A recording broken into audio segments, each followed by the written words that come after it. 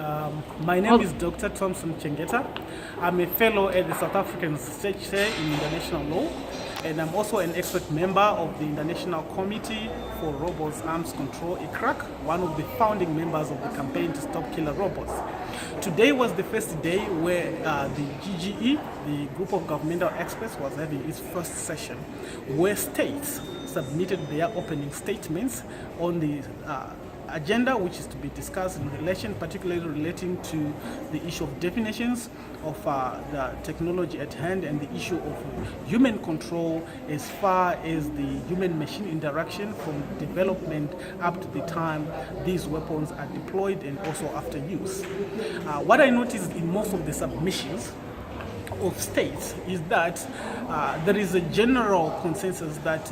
whatever disagreement that may exist in defining this kind of weapons, one thing is clear: there is a need to maintain human control. Of course, the question which is already popping amongst this is, how do you define that control? How should that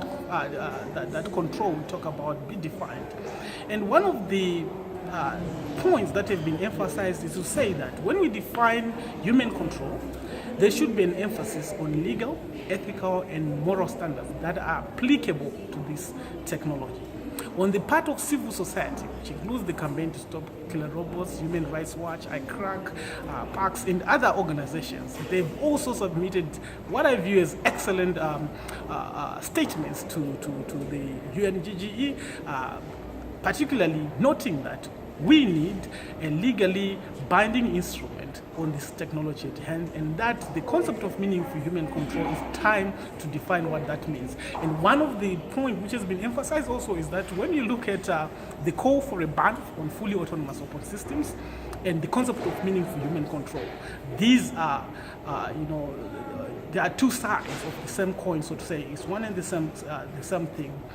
I would want to hasten also to add to say that during the afternoon, I particularly enjoyed the side event by the Campaign to Stop Killer Robots, in particular the contribution by one of the panelists regarding the relationship between business ethics and lethal autonomous weapon systems. It has been made clear that, for investors, some of them, when they see that a company is involved, for example, in technology that may be not consistent with international humanitarian law or human rights law, so to say, that may be identified as a risk, and business may actually not be done with such kind of companies, or relationships actually may not be built with such kind of companies, which I see as something positive towards the regulatory framework as far as these technologies are concerned. I think that's what I have to say today about what was happening at the GGE. But maybe I should add that one thing which made me happy today is that we have one of actually first European countries coming also out and saying that we should have a ban on fully autonomous weapon systems. That is Austria. And one important thing also is that whilst in the previous meetings, African states were coming and observing, this day, today, the first session of the GGE, we saw the African group coming in full force, saying that we also need a legally binding instrument on this particular issue, and that fully autonomous weapon systems must be banned, and that we should, in all of it, always consider the principle of dignity, humanity,